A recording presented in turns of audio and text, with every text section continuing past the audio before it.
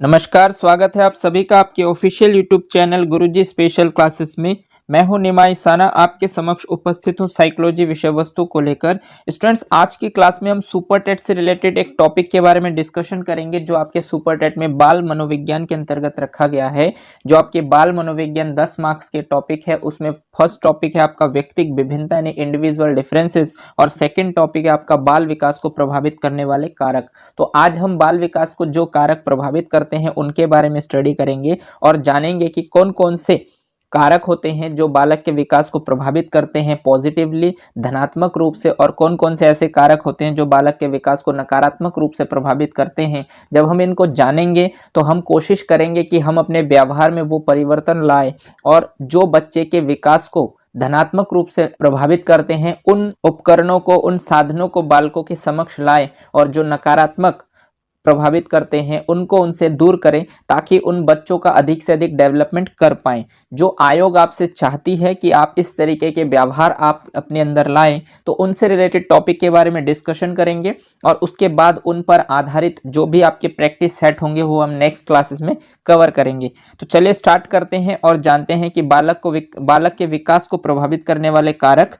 कौन कौन से होते हैं। तो फर्स्ट आपके लिए स्टूडेंट्स कि बाल विकास एवं शिक्षा शास्त्र के अध्ययन में बाल विकास के सिद्धांत महत्वपूर्ण उपकरण हैं। यानी कि जब आप बाल विकास एवं शिक्षा शास्त्र का अध्ययन करते हैं तो इसमें बाल विकास के जो सिद्धांत होते हैं वो बहुत ज़्यादा महत्वपूर्ण होते हैं, इंपॉर्टेंट होते हैं, जिसमें हम बालकों के व्यवहार, उनकी अभिरुचि, उनकी स्थितियाँ और समस्याओं का अध्ययन करते हैं।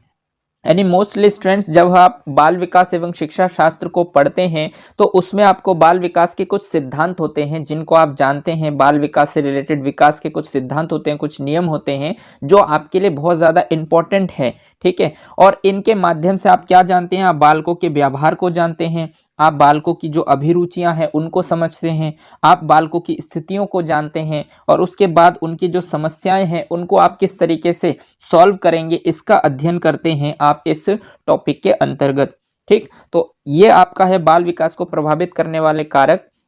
तो चलिए आगे एक पॉइंट और है कि बालकों के विकास को आंतरिक एवं बाह्य दोनों कारक सकारात्मक एवं नकारात्मक रूप से प्रभावित करते हैं। यानी कि देखिए, जो बालकों के विकास होते हैं यानी कि जो चाइल्ड डेवलपमेंट होते हैं उसको एक तो आंतरिक और एक बाह्य दोनों कारक सकारात्मक रूप से भी और नकारात्मक रूप से क्या करते हैं, प्रभावित करते हैं, ठीक है। तो आप ये कह सकते हैं कि बालकों को प्रभावित करने वाले जो कारक होते हैं वो आंतरिक भी होते हैं और बाह्य भी होते हैं, और वो पॉजिटिव भी हो सकते हैं और नेगेटिव भी हो सकते हैं। इसलिए आपको कौन से पॉजिटिव होते हैं जो बच्चों के डेवलपमेंट को बहुत ज़्यादा करते हैं, उन उपकरणों को आपको उन बच्चों के समक्ष लाना चाहिए, और कौन से ऐसे कारक होते हैं जो बालक के विकास को नकारात्मक रूप से प्रभावित करते हैं यानी कि उनका डेवलपमेंट नहीं करने देते, तो उनको भी जानना चाहिए। क्योंकि जब तक आपको पॉजिटिव और नेगेटिव जो कारक है इनके बारे में आप नहीं जानेंगे तब तक आप उन सारी चीजों को बच्चों के लिए अवेलेबल नहीं कर पाएंगे जिससे बच्चों का उचित डेवलपमेंट हो सके,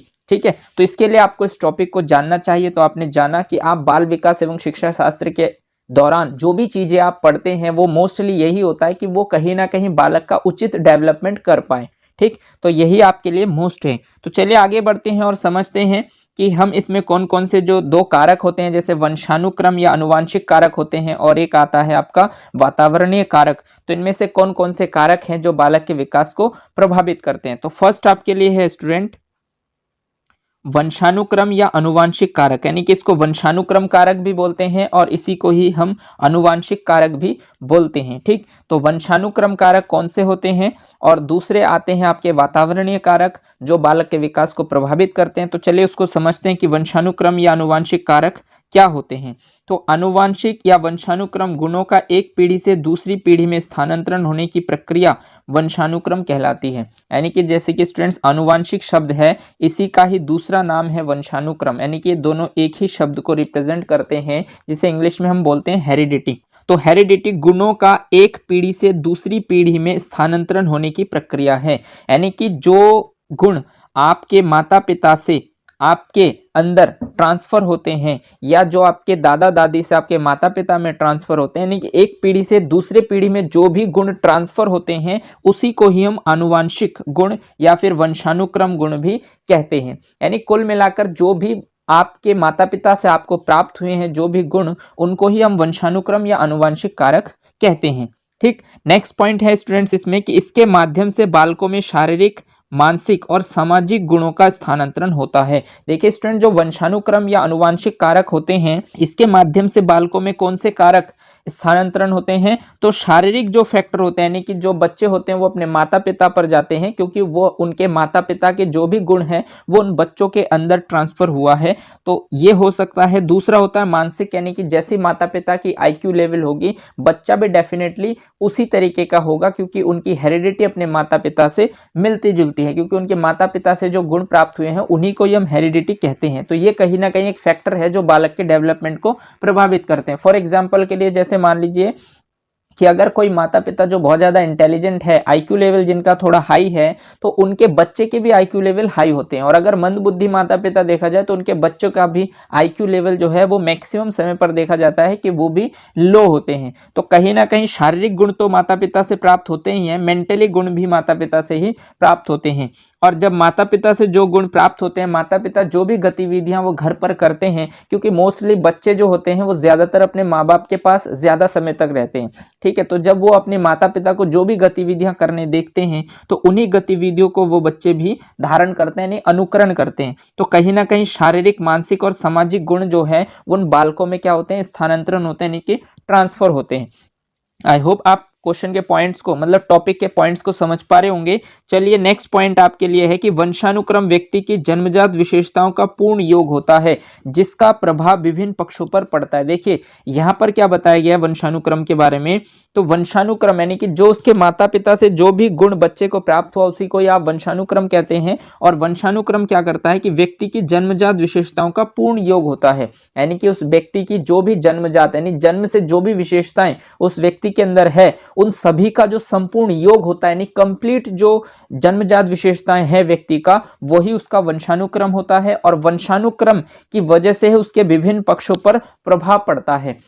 यानी कि मान लीजिए कि अगर बच्चे का आईक्यू लेवल बहुत ज़्यादा हाई है, यानी कि उनके माता पिता के आईक्यू लेवल भी हाई हैं, तो उनके बच्चे जो है उनका भी आईक्यू लेवल हाई होगा। और उस बच्चे को आप किसी भी माहौल पर लेकर जाएंगे, वो बच्चा हर परिस्थिति में कुछ ज़्यादा ही सीख पाएगा दूसरे बच्चों के मुकाबले में। अगर मान लीजिए मंदबुद्धि माता पिता के बच्चे हैं और उनको आप अच्छी से अच्छी सोसाइटी भी दे दीजिए, बट उनका जो सीखने का जो रेट है वो कहीं ना कहीं दूसरे बच्चों से कम ही होगा। तो इसीलिए बताया गया है कि जो वंशानुक्रम है वो व्यक्ति की जन्मजात विशेषताओं का पूर्ण योग होता है और इसका सीधा सीधा जो प्रभाव है वो अन्य पक्षों पर भी पड़ता है बच्चे के लिए। तो कहने का मतलब, अगर आप बाल विकास किसी भी बच्चे का जो डेवलपमेंट करना चाहते हैं तो उसके लिए दो फैक्टर जिम्मेदार होते हैं, यानी कि दो तरीके से वो बच्चा जो है वो प्रभावित होता है, एक आंतरिक रूप से और एक बाह्य रूप से। तो अगर आंतरिक रूप से हम बात करें तो वो वंशानुक्रम या आनुवंशिक कारक जो है वो आंतरिक हो जाता है उस बच्चे के डेवलपमेंट के लिए फैक्टर, और एक होता है बाह्य जो उसके वातावरण से मिलते हैं।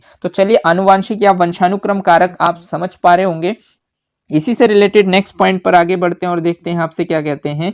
तो देखिए स्टूडेंट्स, इसमें क्या होता है, अब जैसे कि आपने जाना कि जो आनुवंशिक कारक या वंशानुक्रम कारक होते हैं उसमें एक लक्षण आता है जिसे हम बोलते हैं शारीरिक लक्षणों पर प्रभाव। यानी कि जैसे कि आपने जाना कि जो माता पिता से बच्चे के जो फिजिकली जो भी चीजें प्राप्त होते हैं उनको हम शारीरिक बोलते हैं, यानी कि शारीरिक कारक होते हैं जो उसके वंशानुक्रम से प्राप्त होते हैं। तो शारीरिक लक्षण क्या होते हैं, तो किसी व्यक्ति में कोई विशेष लक्षण दिखाई देने के लिए प्रखर जिन जिम्मेदार होते हैं। यानी कि जैसे कि मान लीजिए कि हमारे माता पिता से हमें जो भी लक्षण प्राप्त होते हैं उसके लिए जिम्मेदार कौन होता है, जीन होता है।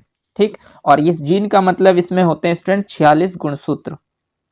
आपको पता होगा एक नॉर्मल इंसान में कितने गुणसूत्र होते हैं, 46 गुणसूत्र होते हैं। यहाँ से क्वेश्चन आपके एग्जाम्स में पूछे जाते हैं। अब जो ये 46 गुणसूत्र है इसमें से 23 तो उसको मिलते हैं अपने पिता से और 23 उसको मिलते हैं अपनी माता से। ठीक है, तो ये 23 गुणसूत्र मिलकर टोटल होते हैं 46 गुणसूत्र। और 46 गुणसूत्र का जो इंसान होता है वो नॉर्मल इंसान होता है। अगर गुणसूत्र में चेंजेस हो जाए तो वो जो इंसान होता है वो विशिष्ट हो जाता है। ठीक, तो कहने का मतलब ये है कि यहाँ पर किसी व्यक्ति में कोई विशिष्ट लक्षण दिखाई देने के लिए प्रखर जिन जिम्मेदार होते हैं, यानी कि जो भी लक्षण उस बच्चे के अंदर उसके माता पिता से प्राप्त होते हैं इसके लिए जिम्मेदार कौन होता है, तो जिन होते हैं। और इन जीनों में 46 गुणसूत्र होते हैं जो बालक को अपने माता पिता से प्राप्त होते हैं, यानी कि ये जो जीन होते हैं ये जिम्मेदार होते हैं उसके शारीरिक लक्षण को प्रभावित करने के लिए। और ये उस बालक को कहाँ से मिलते हैं? उस बालक को अपने माता पिता से प्राप्त होते हैं। तो पहला पॉइंट आई होप आप समझ पा रहे होंगे कि इसका क्या मतलब है,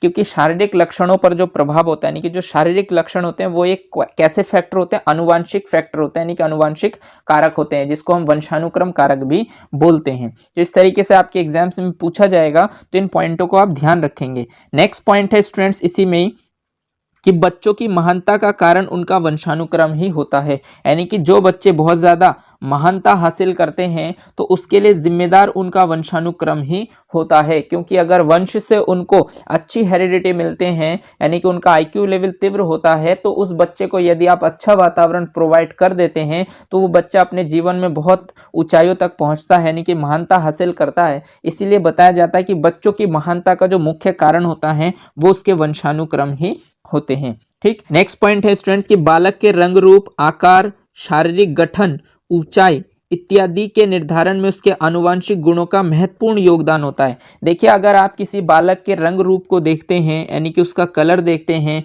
या उसका आकार देखते हैं, साइज देखते हैं, या फिर उसका शारीरिक गठन देखते हैं, या फिर उसकी हाइट देखते हैं, तो इन सभी का निर्धारण जो करता है वो उसके आनुवंशिक गुण करते हैं, यानी कि जो उसके माता पिता से जो उसे जिन प्राप्त हुए हैं वही उस शारीरिक लक्षण को प्रभावित करते हैं। तो ये सबसे महत्वपूर्ण योगदान होता है उसके शारीरिक लक्षण।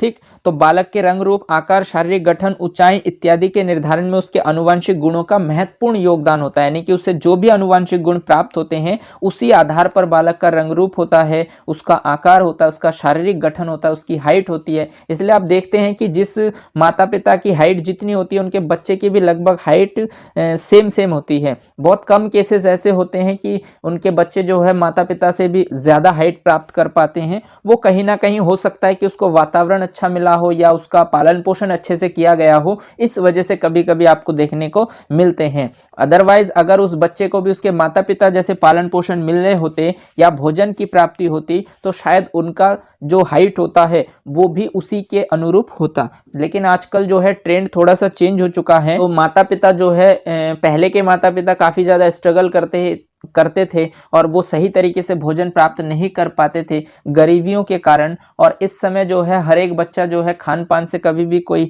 कमी नहीं होता, तो इसी वजह से आपको कहीं कहीं देखने को मिल सकते हैं। बट इस चीज को आप जरूर ध्यान रखेंगे कि जो आनुवंशिक गुण होते हैं इसका महत्वपूर्ण योगदान होता है बालक के रंग, रूप, आकार, शारीरिक गठन और उसकी हाइट इत्यादि के निर्धारण में।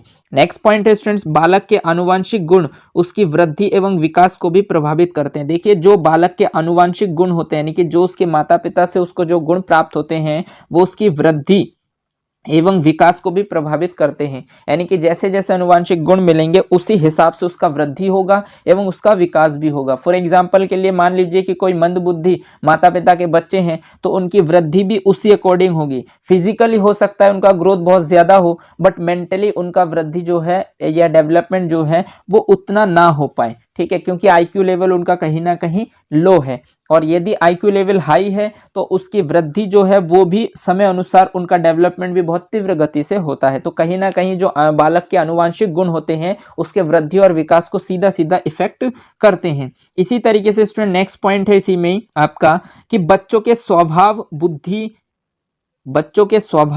बुद्धि, मानसिक शांति आदि उसके वंशानुक्रम पर आधारित होते हैं। बिल्कुल सही बात है स्टूडेंट्स कि जो बच्चों के स्वभाव होते हैं, यानी कि जो बच्चों के जो व्यवहार होते हैं, स्वभाव होते हैं, जो उनकी बुद्धि होती है, आईक्यू लेवल होता है, या फिर उनकी जो मानसिक शांति है, वो कहीं ना कहीं उनके वंशानुक्रम मतलब उनके माता पिता पर डिपेंड करते हैं। जिस प्रकार के माता पिता होंगे, जैसा स्वभाव माता पिता का होगा, उनके बच्चे का भी लगभग वैसा ही स्वभाव होगा। उनकी बुद्धि भी माता पिता जैसी ही होगी और मानसिक शांति भी यानी कि मेंटल एबिलिटी भी कहीं ना कहीं उसी अकॉर्डिंग होता है। वो अलग बात है कि अगर आप थोड़ा बहुत चेंजेस देखते हैं तो हो सकता है कि उसको एनवायरनमेंट अलग मिला होगा, इस वजह से उस माता पिता के बच्चे जो है और ज्यादा अपने अंदर चेंजेस कर पाते हैं। तो कहीं ना कहीं ये क्या है, आपके आनुवंशिक कारक होते हैं। आनुवंशिक कारक में आपके शारीरिक लक्षणों पर प्रभाव होता है, यानी कि जो आनुवंशिक कारक उसे कहते हैं हम जो उसके माता पिता से उस बच्चे को प्राप्त होते हैं। जो भी गुण उसे मिलते हैं वो उसके आनुवंशिक कारक होते हैं,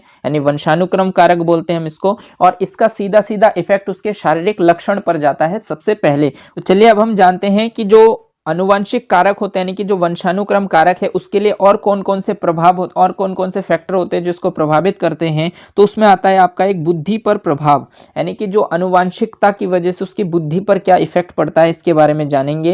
यानी कि जो उसके माता पिता से जो उसके वंशानुक्रम कारक के अंतर्गत बुद्धि का क्या इफेक्ट होता है उसके बारे में जानते हैं।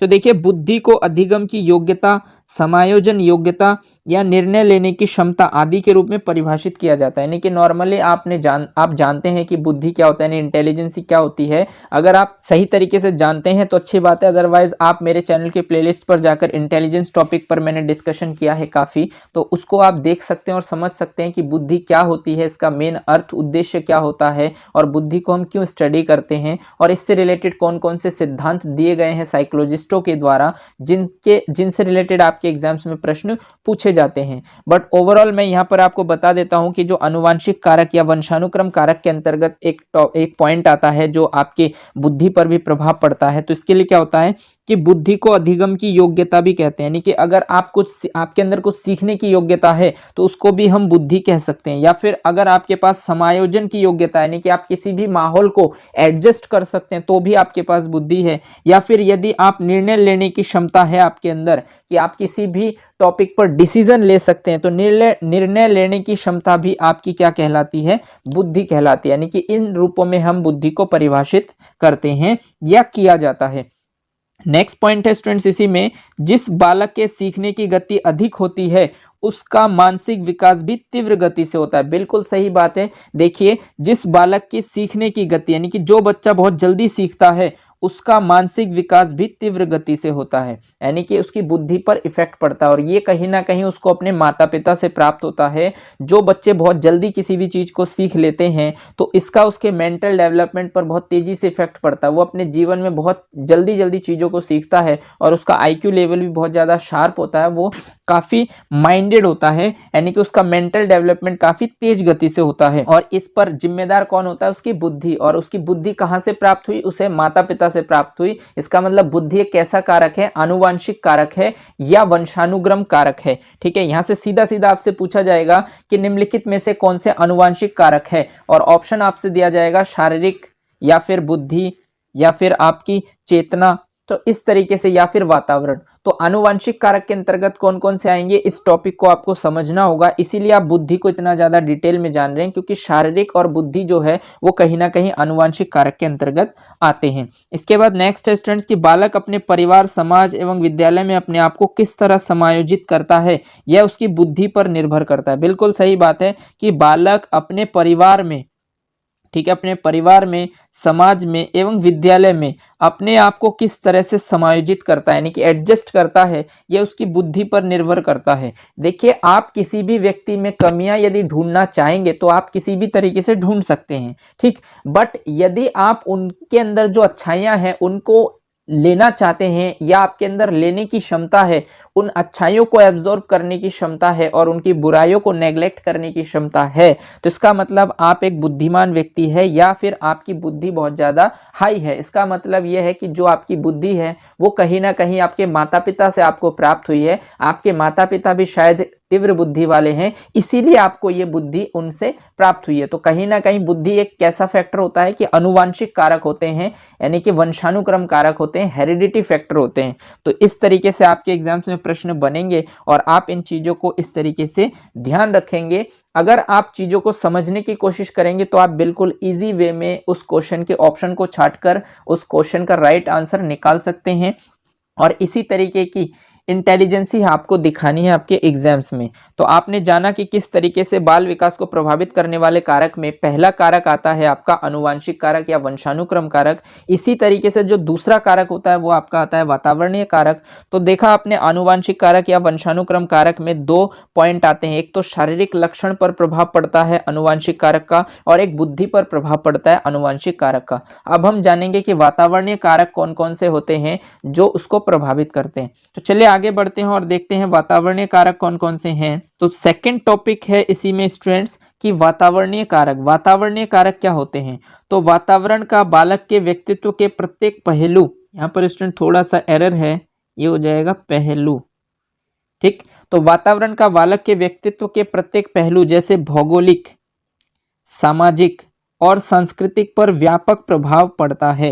यानी कि देखिए स्टूडेंट्स, जो वातावरण होता है यानी कि जो नेचर होता है, एनवायरनमेंट होता है, वो बालक के व्यक्तित्व को यानी कि बालक की पर्सनैलिटी को यानी कि बालक की पर्सनैलिटी के हर एक पहलू को क्या करते हैं, जैसे कि हर एक पहलू का मतलब जैसे भौगोलिक पहलू हो गया, या फिर आपका सामाजिक पहलू हो गया, या फिर सांस्कृतिक पहलू हो गया, इस पर उसका व्यापक प्रभाव पड़ता है। यानी कि ये कहीं ना कहीं उसके डेवलपमेंट को प्रभावित करते हैं। जो उसके भौगोलिक मतलब वो जिस क्षेत्र से बिलोंग करता है उस का जो कल्चर होता है वो उसको इफेक्ट करता है। वहाँ की जो समाज है, सोसाइटी है, वो सीधा सीधा इसको अफेक्ट करता है। और वहाँ का जो संस्कृति है वो भी उस बालक के डेवलपमेंट को प्रभावित करते हैं। तो कहीं ना कहीं वातावरणीय कारक के अंतर्गत क्या आते हैं कि वातावरण का बालक के व्यक्तित्व के प्रत्येक पहलू जैसे भौगोलिक, सामाजिक और सांस्कृतिक पर व्यापक प्रभाव पड़ता है। यानी कि बहुत ब्रॉडली प्रभाव पड़ता है, बहुत व्यापक रूप से प्रभाव पड़ता है उस बच्चे के डेवलपमेंट पर। ठीक, नेक्स्ट है स्टूडेंट्स, वातावरण के रूप में सामाजिक, आर्थिक और सांस्कृतिक कारक आदि मिलकर व्यक्ति या बालकों के विकास को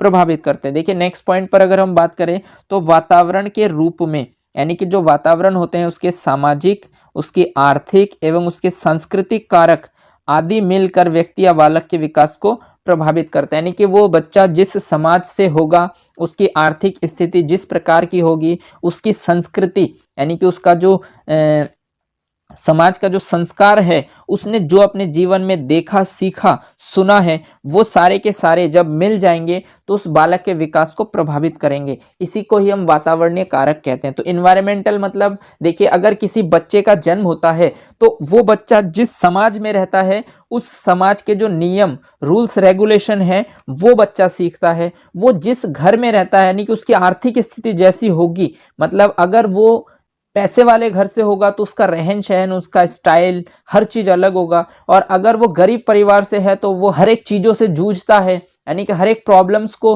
फेस करता है, तो उसी हिसाब से उसका डेवलपमेंट होता है। और जो अपने समाज में, अपने घर परिवार में, अपने बड़ों से जो भी संस्कृति, जो भी कल्चर वो सीखता है, देखता है, सुनता है, वो सब जब मिल जाते हैं तो उस बच्चे के, उस बालक के विकास को प्रभावित करते हैं। ये होते हैं वातावरणीय कारक। और देखिए अगर मान लीजिए आपके सामने कोई बच्चा है तो उस बच्चे की जो बुद्धि है, उसकी जो शारीरिक बनावट है, रंग, रूप, आकार जैसा भी है, वो सब के सब उसके क्या है, आनुवांशिक कारक है जो उसे अपने माता पिता से प्राप्त हुए। लेकिन जब वो बच्चा जहां पर रहता है उस समाज में, उस समाज की जो संस्कृति है या उस समाज, उसके घर परिवार की जो आर्थिक स्थिति है, ये सब जो बाह्य फैक्टर होते हैं वो उस बालक के विकास को प्रभावित करते हैं। तो मोस्टली ये है कि किसी भी बालक के वे जो विकास है उसको आनुवांशिक कारक और जो वातावरणीय कारक दोनों ही उसके डेवलपमेंट को प्रभावित करते हैं। अब डिपेंड ये करता है कि आप उसको किस तरीके की फैसिलिटी देते हैं। ठीक है, तो आई होप आपने समझा होगा कि जो एनवायरमेंटल फैक्टर होते हैं यानी कि जो वातावरणीय कारक होते हैं वो किसे कहते हैं। चलिए आगे बढ़ते हैं और देखते हैं वातावरणीय कारकों में कौन कौन से प्रभाव उसको देखने को मिलते हैं। तो चलिए स्टूडेंट्स जानते हैं कि जो वातावरणीय कारक में जो वातावरण का प्रभाव होता है वो कहाँ पर आपको देखने को मिलते हैं। तो वातावरण का जो प्रभाव होता है, एक तो शारीरिक अंतर पर प्रभाव आपको देखने को मिलते हैं। यानी कि देखिए शारीरिक अंतर पर प्रभाव जो है वो आपको कैसे मिलते हैं वातावरण में। फॉर एग्जाम्पल के लिए जो साउथ है और जो नॉर्थ है, इनके जो शारीरिक, जो फिजिकली चेंजेस है वो आपको देखने को मिलेंगे। या फिर आप ये कह सकते हैं कि जो निग्रो जाति है और जो नॉर्मल अंग्रेज है उनमें आपको शारीरिक अंतर देखने को मिलते हैं। ठीक, या फिर आप ये भी कह सकते हैं कि जो निग्रो है और जो अंग्रेज है उनके शारीरिक बनावट, जैसे निग्रो की हाइट बहुत ज़्यादा हाई होती है। फॉर एग्जांपल के लिए जो वेस्ट इंडीज़ के लोग होते हैं उनकी हाइट आप देखेंगे काफ़ी ज़्यादा लंबे होते हैं रादर देन आपके नॉर्मल इंसान जैसे कि यूरोप या फिर अमेरिका के लोगों के मुकाबले में। तो कहीं ना कहीं उनके वातावरण उनको इफेक्ट करती है। या फिर आप उनके हेयर स्टाइल को देख सकते हैं, जो वेस्ट इंडीज़ के लोग होते हैं उनका हेयर स्टाइल जो होता है यानी कि उनका जो हेयर का जो बनावट होता है वो अलग होता है यूरोपियन के अकॉर्डिंग, या फिर इंडियन से वो बिल्कुल डिफरेंट होते हैं। तो कहीं ना कहीं इस तरीके के जो भी उनके सिस्टम होते हैं या जो भी आप शारीरिक अंतर पर प्रभाव देखते हैं तो वो किस वजह से स्टूडेंट्स, उनके वातावरण की वजह से। उनका वातावरण चेंज है, इस वजह से वहाँ के लोगों का जो शारीरिक बनावट है वो कहीं अलग है। ठीक। या फिर अगर आप इंडिया की बात करेंगे तो इंडिया में नॉर्थ और साउथ में आपको बहुत ज़्यादा डिफरेंस देखने को मिलते हैं। तो ये कहीं ना कहीं वातावरण इसके लिए इफेक्ट है, जिम्मेदार है। ठीक। नेक्स्ट है स्टूडेंट मानसिक विकास पर प्रभाव, यानी कि जो मेंटल डेवलपमेंट पर इसका किस तरीके से प्रभाव पड़ता है। तो इसका मतलब ये स्टूडेंट्स की मानसिक विकास पर भी वातावरण का प्रभाव पड़ता है। कैसे पड़ता है? फॉर एग्जाम्पल के लिए, जैसे कि अगर आप बच्चे को पढ़ाई लिखाई कराएंगे तो उनका मेंटल डेवलपमेंट चेंज हो जाएगा। मतलब आपने बच्चे को वातावरण दिया अलग, आपने समाज को छोड़कर आपने स्कूल को ज्यादा प्रेफर किया, आपने बच्चे को स्कूल में भेजा, तो उस बच्चे का एनवायरनमेंट आपने चेंज किया तो उसका मेंटल डेवलपमेंट भी चेंज हो जाएगा। वो आपसे भी तर्क वितर्क करने लगेगा। बहुत सारे केसेस पर ऐसा होता है कि पेरेंट्स बोलते हैं कि बेटा इस कार्य को नहीं करते, बट बच्चा कहता है कि क्यों नहीं कर सकते, इसका रीजन बताइए आप हमें, वरना हमारे टीचर ने तो इस पर ऐसे कुछ कहा नहीं है। तो कहने का मतलब स्टूडेंट्स, अगर आपने बच्चे को स्कूल में ना भेजा होता और आप बच्चे को कहते कि बेटा ये कार्य नहीं करना चाहिए, तो हो सकता है कि वो आपकी बात मान लेता। बट आपने उसको स्कूल भेजा, उसका मेंटल डेवलपमेंट किया, अब वो आपसे तर्क वितर्क करता है। तो कहीं ना कहीं स्टूडेंट्स आपने देखा कि उसके मानसिक विकास पर किसका प्रभाव पड़ा? वातावरण का प्रभाव पड़ा। आपने उसके एनवायरनमेंट को चेंज किया, उसका मेंटल डेवलप हो गया, मेंटल डेवलपमेंट हो गया, और वो आपसे तर्क, हर क्वेश्चन पर वो रीजन पूछता है। तो ये कहीं ना कहीं बच्चे और पेरेंट्स में इस तरीके की दुविधाएं आपको देखने को मिलते हैं। यदि पेरेंट्स पढ़े लिखे होते हैं तो हो सकता है कि उस बच्चे के डाउट्स को क्लियर कर देते हैं, और बहुत जगह पर ऐसा होता है कि जो पेरेंट्स है वो जो कम पढ़े लिखे होते हैं वो अपने बच्चे के तर्क का वो उत्तर नहीं दे पाते हैं, और इस तरीके से आप देखते हैं कि कहीं ना कहीं उसके वातावरण का प्रभाव आपको उसके मानसिक विकास पर देखने को मिलता है। इसी तरीके से स्टूडेंट नेक्स्ट होता है कि प्रजाति की श्रेष्ठता पर प्रभाव, यानी प्रजाति की श्रेष्ठता पर प्रभाव का क्या मतलब होता है? तो देखिए, जैसे प्रजाति यानी कि जाति में भी प्रजाति आपको देखने को मिलेंगे। फॉर एग्जाम्पल के लिए, जैसे कि आप अमेरिका के कुछ गोरे और जो निग्रो लोग होते हैं उनकी बुद्धि का परीक्षण लेकर भी आप बता सकते हैं कि इनकी सोच किस तरीके से चेंज है।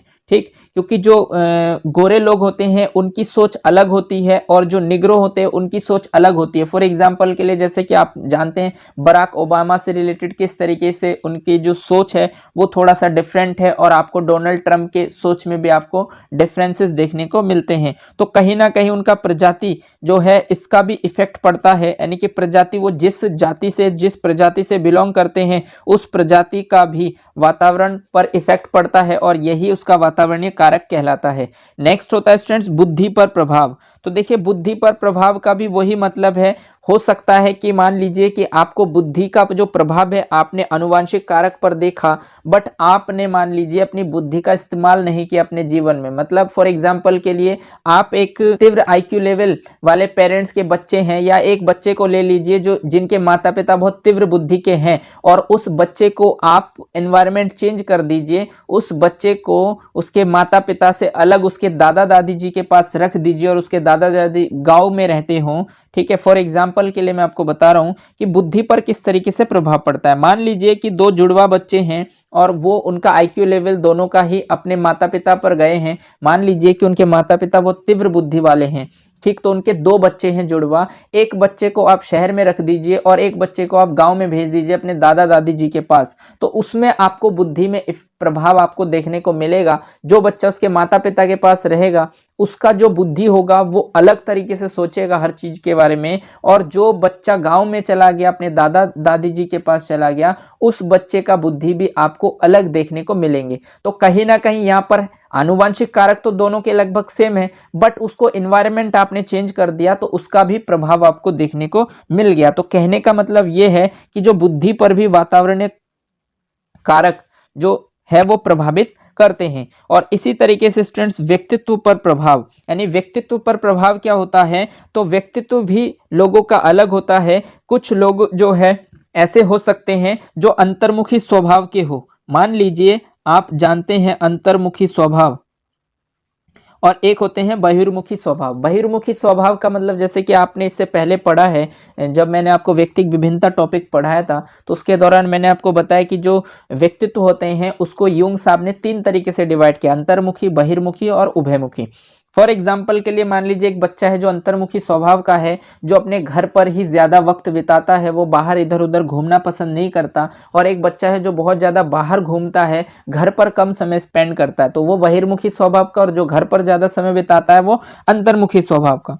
अब क्या है स्टूडेंट्स कि अगर आप अंतर्मुखी स्वभाव के बच्चे को मान लीजिए कि आपने हॉस्टल में डाल दिया या फिर आपने उसे कॉलेज में भेज दिया, तो बच्चा जब, वैसे उसका स्वभाव तो अंतर्मुखी है, वो ज्यादा लोगों से बातचीत करना पसंद नहीं करता, बट आपने उसका एनवायरनमेंट चेंज कर दिया, आपने उसको कॉलेज में भेज दिया, और जब वो बच्चा कॉलेज जाएगा और ज्यादा से ज्यादा लोगों के संपर्क में मिलना जुलना करेगा, तो वो भी धीरे धीरे धीरे धीरे अंतर्मुखी से बहिर्मुखी में ट्रांसफर हो जाएगा। तो कहने का मतलब यह है कि उसके व्यक्तित्व पर भी प्रभाव पड़ता है वातावरण का, यानी कि वातावरण का जो प्रभाव है वो व्यक्तित्व पर भी पड़ता है, और यही इसके वातावरणीय कारक कहलाते हैं। तो इस तरीके से स्टूडेंट्स आपने देखा कि बालक के विकास को जो प्रभावित करने वाले कारक होते हैं वो दो तरीके से होते हैं, एक आंतरिक रूप से होते हैं और एक बाह्य रूप से होते हैं। आंतरिक रूप से जो होते हैं उसे हम कहते हैं आनुवांशिक कारक या वंशानुक्रम कारक, और जो बाह्य रूप से होते हैं उसको हम बोलते हैं वातावरणीय कारक। और आपने देखा जो आनुवांशिक कारक या वंशानुक्रम कारक होते हैं उसमें हमने शारीरिक लक्षणों पर प्रभाव देखा,